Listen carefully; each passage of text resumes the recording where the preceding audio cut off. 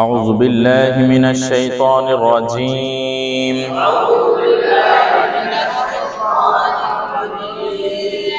بسم الله الرحمن الرحيم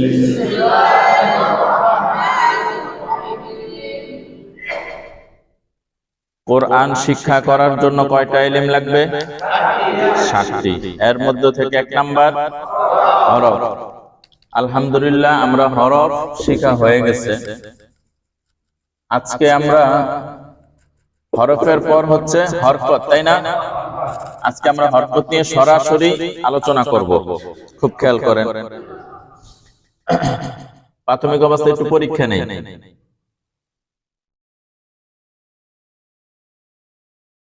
বলেন কি লিখলাম? এটা সবাই পারছেন? সবাই পারছেন? আলহামদুলিল্লাহ।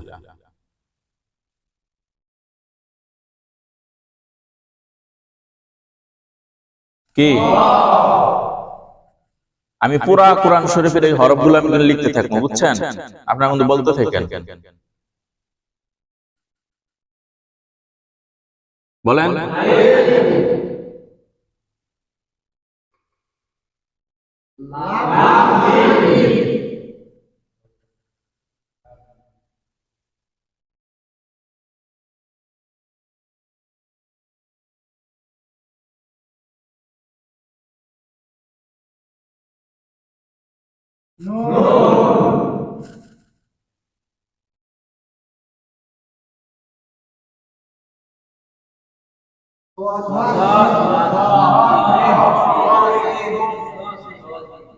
তসিল, এটা সদ নাই।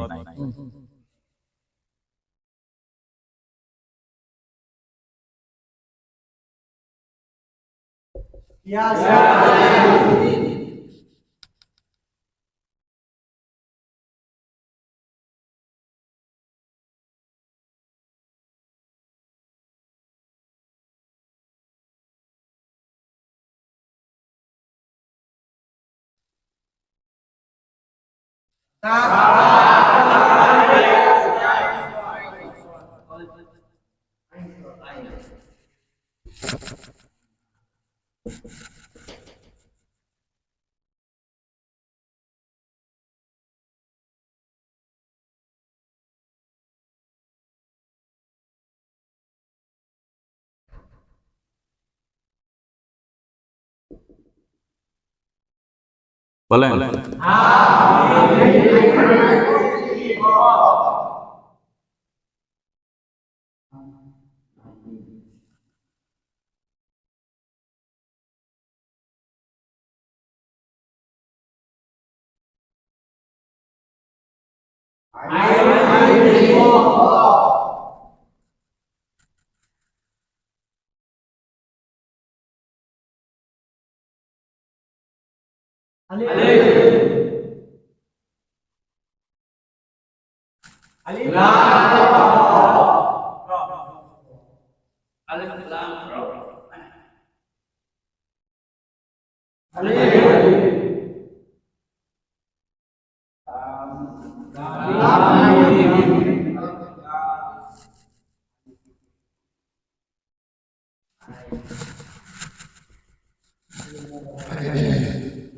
মোটামুটি কোরআন শরীফের এই এমন অনেকগুলো সূরা আছে যে সূরার শুরুতে এই ধরনের শব্দগুলো আছে।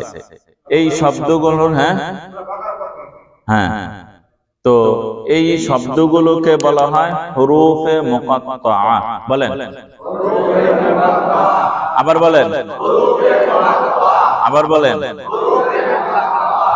এখন যতদিন বাচ্চা থাকবেন, যদি কোনো আলেমের মুখে শুনেন হুরুফে মুকাত্তা, তখন মনে হইব যে একদিন মসজিদে কোর্স করছিলাম, এক হুজুরে কি এই শব্দটা বলছিল। মনে থাকবো না ইনশাআল্লাহ? হুরুফে, বলেন হুরুফে মুকাত্তা। এবং আপনি যখন কোরআন পড়বেন তখন দেখবেন এই শব্দগুলো যখন আপনি পাবেন এবং আপনি চাইবেন যে আমি কোরআনটা অর্থসহ পড়ি, কোরআন শরীফ অর্থসহ পড়া খুব জরুরি। কারণ আপনি সরাসরি ভাবে পড়ে যেতেছেন, আল্লাহ যে আপনাকে কি বলতেছে আপনি কোনো মেসেজই আপনার জানা নাই। তাহলে এটার কেমন কি মূল্য থাকলো না। আপনার ছেলে একটা বিদেশ থেকে চিঠি পাঠাইলো, ইংরেজিতে লেখা, আপনি ইংরেজি পারেন না, আপনি এই চিঠি পড়ে হাসবেন না কাঁদবেন? এটা সুখের সংবাদ না দুঃখের সংবাদ? বুঝবেন কিছু? তখন তো নিয়ে দৌড় মারবেন যে ইংরেজি পড়তে পারে, যে বাবারে ধর এই চিঠিটা পড়ে দেখতো আমার পোলায় কি লেখছে, গেছে যে 6 মাস চাকরি পাইছে না জেলখানে বয়ে রয়েছে। বুঝেন নাই? এই কারণে অর্থ সহ যখন জানবেন তখন দেখবেন যে এই হুরুফে মুকাত্তার এই শব্দের অর্থ নাই। বুঝতেছেন? এই শব্দের কি নাই? অর্থ নাই। তখন আপনি কি করবেন? আপনি পেরেশান হয়ে যাবেন। সহজ উত্তর হইল, এই হুরুফে মুকাত্তার অর্থ একমাত্র আল্লাহ জানে। এই হুরুফে মুকাত্তার অর্থ কে জানে? আল্লাহ জানে। তো অর্থ নাই কেন? অনেক বিস্তারিত আলোচনা আমি একটু সংক্ষিপ্ত বলে দিই যেন আপনাদের এই ব্যাপারে খটকার না থাকে। 2 কারণ। 1 নাম্বার, আল্লাহ রাসূলের কাছে যখন ওহী অবতীর্ণ হইত তখন এই শব্দগুলো যখন আসতো, যেমন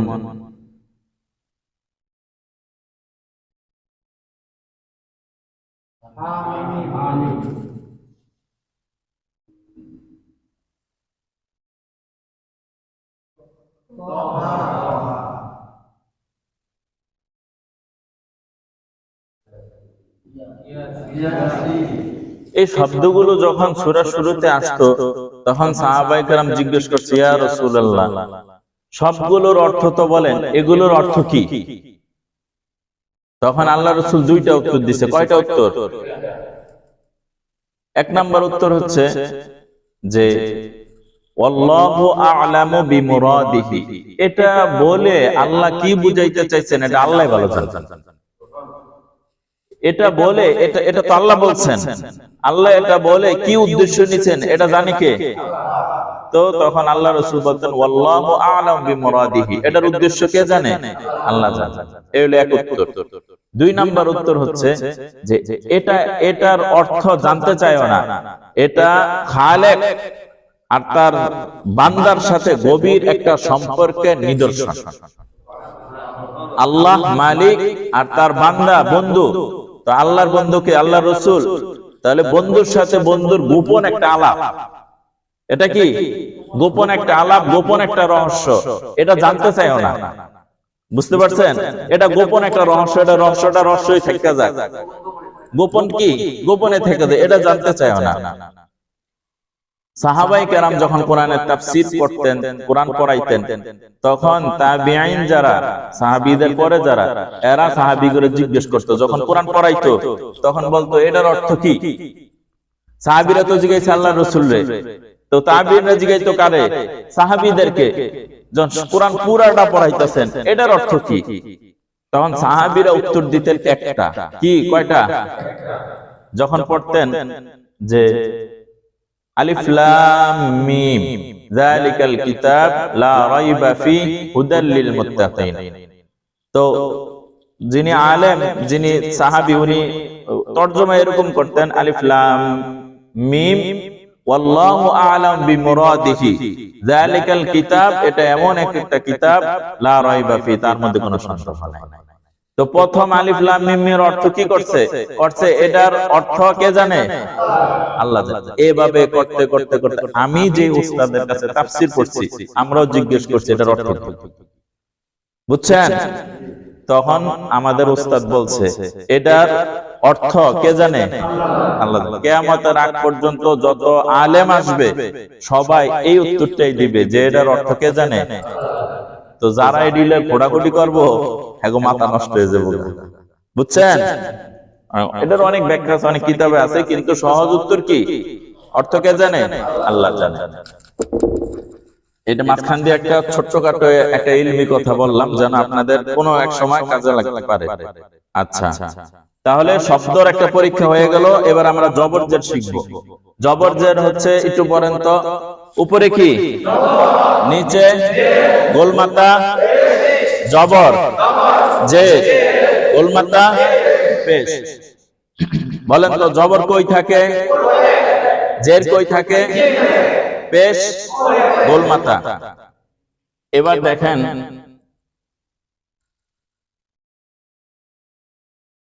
বলেন উপরের কোনাকুনি টানকে জবর বলে। সবাই এরকম করেন। আরে এদিকে কে? ওদিকে। এটার মাথাটা ওদিকে না, এটা কোন দিক বলেন? জবর জবর। আরে এটা এমনি টান দিছি না, এই দেখেন, এই খেয়াল করেন, এই দেখেন জবর জবর জবর জবর জবর, এরকম করেন জবর জবর। তাহলে উপরের কোনাকুনি টানকে কি বলে? জবর বলে। এটা কিন্তু উপরে না নিচে? উপরে না নিচে? তাহলে উপরের কোনাকুনি টানকে কি বলে? মনে থাকবে ইনশাআল্লাহ। এবার সেম উল্টাটা, নিচের কোনাকুনি টানকে জের বলে। বলেন জের জের জের জের জের জের। তাহলে উপরের কোনাকুনি টানকে, নিচের কোনাকুনি টানকে জের বলে। বলেন একজন একজন শোনান তাড়াতাড়ি। উপরের কোনাকুনি টানকে জবর বলে, নিচের কোনাকুনি টানকে জের বলে। উপরের টানকে কোনাকুনি জের বলে, জের না জবর বলে, নিচের কোনাকুনি টানকে জের বলে। হ্যাঁ হ্যাঁ বলেন বলেন। হ্যাঁ বলেন বলেন। হ্যাঁ নকল করেন। হ্যাঁ বলেন বলেন বলেন। বেড়া কয় না।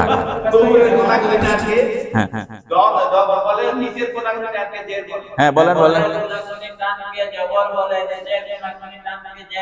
হ্যাঁ হ্যাঁ বলেন বলেন।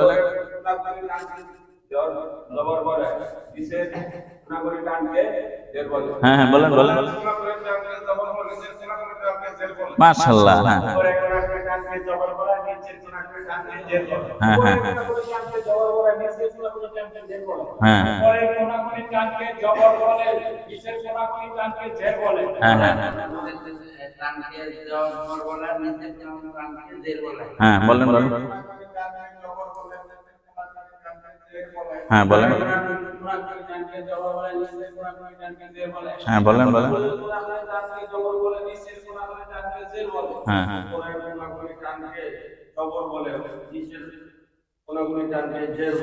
বলেন বলেন। হ্যাঁ বলেন।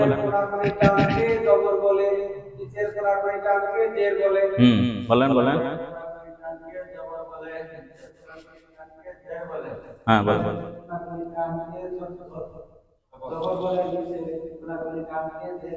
হ্যাঁ হ্যাঁ বলেন বলেন সবাই। হ্যাঁ হ্যাঁ হ্যাঁ আলহামদুলিল্লাহ বলেন। এখানে অনেকে আছে কোরআন ভালো পড়তে পারেন, কিন্তু এতগুলা মানুষের সামনে আপনার যে জবর শব্দ কইতাছেন, এটা অনেক বড় যোগ্যতা। বুঝেন নাই? সাত দোকানে আপনি অনেক বড় বক্তা, কিন্তু মসজিদের মিম্বারে যদি বয় দেয় এক শব্দ বাড়াইতো না। হ্যাঁ হাঁটু কাঁপবো না, তবে মসজিদ কাঁপে। মসজিদ কাঁপে না হাঁটু কাঁপে? আক্তার ভাই তো ঠিক কথা গেছে। মসজিদ কাঁপে না হাঁটু কাঁপে? হ্যাঁ। আরেকটা জিনিস, আপনি সব পারেন, এই যে শিক্ষার যে পদ্ধতি আপনার যদি জানা থাকে, আর কিছু না হোক আপনি তো অন্যরে শিখাইতে পারবেন। অন্যরে শিখাইতে পারবেন না, এই যোগ্যতাটা অর্জন হইতেছে। আচ্ছা বলেন, আমি একজনের জবর কারে কয় চিনি না, আপনি তো কোরআন পড়তে পারেন, আপনারা জিজ্ঞেস করলো যে কাকা জবর কারে কয়, শুনলাম জবর নাকি এরকম, জবর কারে কয়, আপনি কি কইবেন? আপনি কইবেন আমি পারি। উত্তর কি? আমি পারি না। ওনারে বুঝাই দিবেন যে উপরের কোনাকুনি টানলে কি বলে। অনেক শব্দই আপনি জীবনে শুনেন নাই, আপনি খালি ইউটিউব দেখছেন, ভিডিও দেখছেন, তাইলে হবে? হ্যাঁ তাইলে বলেন তো জবর কাকে বলে? নিচের। আবার বলেন।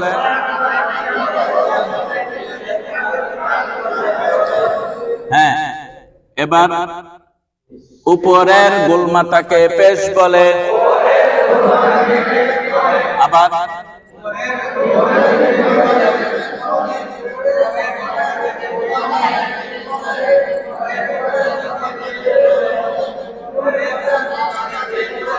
হ্যাঁ, এবার উত্তর দেন, পেশ কি উপরে থাকে না নিচে থাকে? আবার বলেন, কখনো কি নিচে নিচে হয় না সবসময় উপরে?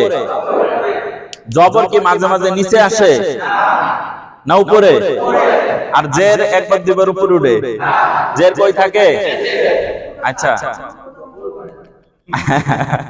হ্যাঁ শুনেন, এই যে উপরে নিচে বললাম, একটু সহজে বলি, সেটা হচ্ছে হরফ আছে না, হরফ, এই জবর জের পেশ গুলো হরফে ব্যবহার হয়। কিসে ব্যবহার হয়? হরফে। হরফের বাংলা কি? অক্ষর। হরফের বাংলা কি? তো এই জবর জের পেশ এগুলোরে বাংলাতে কি বলে জানেন? আকার রস্বীকার। আরো শুদ্ধ ভাষায় যদি বলি তাহলে স্বর বর্ণ বলে। কি বলে? বা স্বর চিহ্ন। কি বলে? স্বর চিহ্ন হলো আকার রস্বীকার। তো আমরা এই স্বর চিহ্নগুলো দেখতেছি।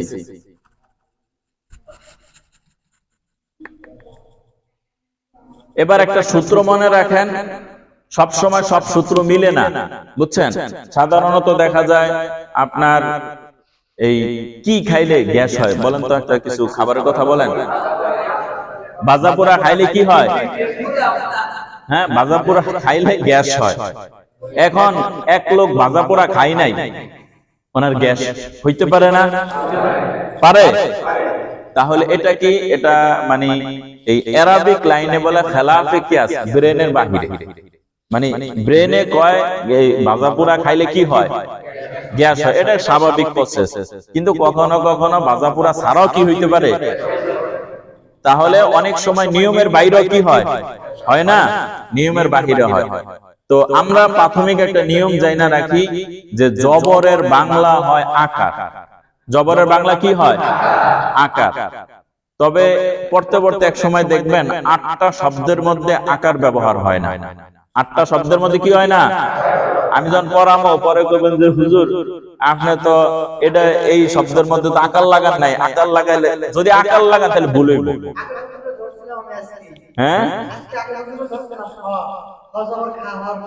হ্যাঁ হ্যাঁ হ্যাঁ, মাশাআল্লাহ, বিষয়টা বুঝতেছেন? তো আমি পড়ার আগে আপনাদের ব্রেন সাফ করতেছি। ব্রেন পরিষ্কার থাকলে তাহলে আপনি বুঝতে কি হবে? সহজ হইব। তাহলে আমরা প্রাথমিক অবস্থায় এটা জানা রাখি, জবরের বাংলা কি হয়? সবাই বলেন না, জবরের বাংলা কি হয়? আকার। কখনো কখনো জবরের বিকল্প আকার হয় না। এমন 8টা শব্দ আছে। কয়টা শব্দ? 8টা শব্দ। আমি পাঠ পড়াইতে থাকবো, আপনি বুঝে ফেলবেন কোনটায় জবর দেওয়া উচিত না, আপনি নিজেই বুঝবেন। এবং আমি যদি জবর দিই আপনি কবেন ওটা ভুল হয়েছে, বুঝছেন? ইনশাআল্লাহ হ্যাঁ, দেখবেন দেখবেন দেখবেন না, পারবেন ইনশাআল্লাহ। শুরু করি, বিসমিল্লাহ। এটা কি বলেন? বলেন বলেন।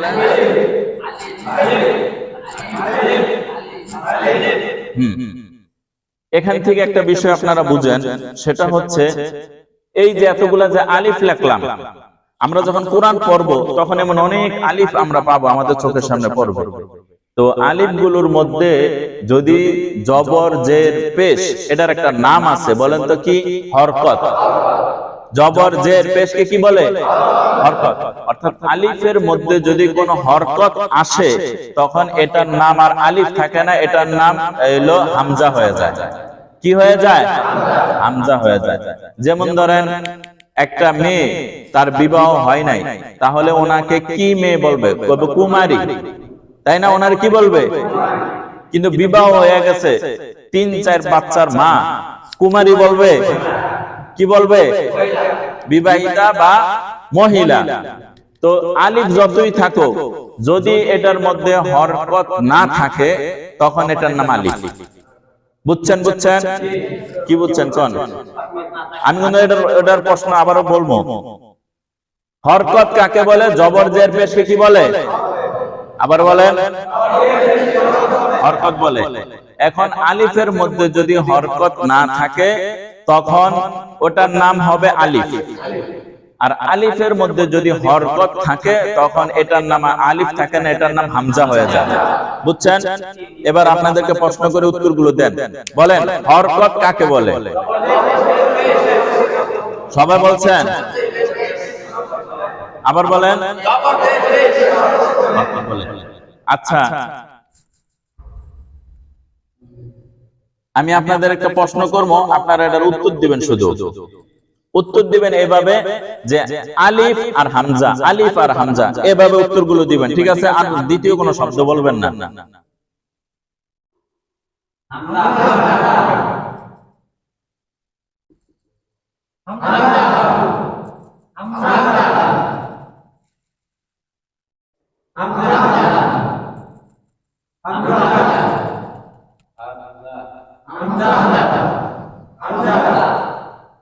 আমি আপনাদের প্রশ্ন করি না, আপনারা কই এলেছেন, বুঝছেন? এখন প্রশ্ন করবো, বুঝেন না আপনারা।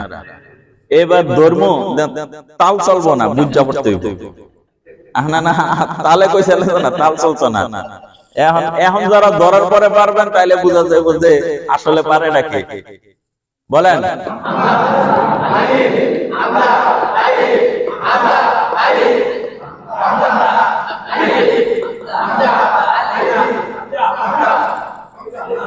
প্যাস লাগতেছে, প্যাস লাগতেছে।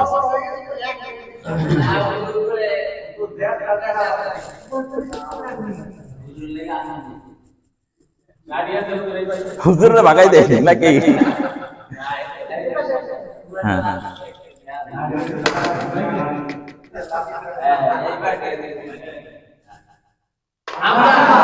আরো জোরে বলেন।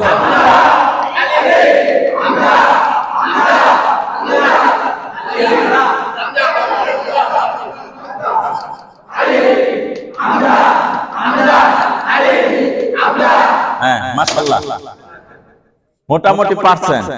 এবার একটা প্রশ্ন করি, এটার নাম কি? বলেন। এটার হামজা কেন বললেন? আচ্ছা, এটার উত্তর কি 4 রকম হবে? আমি তো 4 রকমই বলছেন। হ্যাঁ, এইভাবে বলেন। এটার নাম কি? এটার নাম কি? আলিফ বেলে। দেখছেন আমার মাথা ঠিক রাখেন। এটার নাম কি? হামজা। আচ্ছা, এবার প্রশ্ন হচ্ছে এটাকে হামজা কেন বললেন? আলিফের উপর জবর বলবেন না, বলবেন হরকত। জবর যদি বলেন তাহলে তো একটা সীমাবদ্ধ হয়ে গেল, বুঝেন নাই? হ্যাঁ, উপরে নিচে বল। হরকত বুঝায় কাকে? হরকত বলা হয় জবর জের পেশ। সে কি বলে? এখন দুনিয়ার সব হামজার মধ্যে জবর থাকবে না, কখনো হামজার মধ্যে জবর হবে, কখনো জের হবে, কখনো পেশ হবে, তাই না? তাহলে ব্যাপকভাবে চিন্তা করতে হবে। তাহলে এইটারে আমি হামজা কেন বললাম? হরকত আছে। এটাকে হামজা কেন বললাম? হরকত আছে। এখন কোন হরকত যদি জিজ্ঞেস করি তখন বলবেন জবর। বুঝেন নাই? তো এটা কি আলিফ না হামজা? কেন হামজা? কেন হামজা? আমরা এরকম ভাবে শিখতেছি যে একটা দুধের বাচ্চা জীবনও পড়া পারে না, হয়তো আপনাকে জিজ্ঞেস করতে পারে এটাও লম্বা, এটাও লম্বা, এটা উপরে একটু টান দিছে, কি হইছে? হ্যাঁ, এখন আপনারা বললো না এটাও আলিফ, তখন বুঝাইতে হবে না এটা না রে বাবা, না তোর একটা চিপস দিব, এটারে তুই হামজা কর, এটা চলবো না? এটা চলবো না। তাহলে এটার নাম কি? কেন হামজা? হরকত আছে। এটার নাম কি? কেন আলিফ? হরকত নাই। কেন আলিফ? এটার নাম কি? কেন হামজা? এটার নাম কি? কেন? নাম কি? কেন? নাম কি? কেন? হ্যাঁ, বুঝতেছেন না বিষয়টা? আলিফের চাপটা চলে গেল। এবার আসি বা। শুনেন, অমনোযোগ গেলে কিন্তু বুঝবেন না, খুব দ্রুতই তো পড়াইতেছি।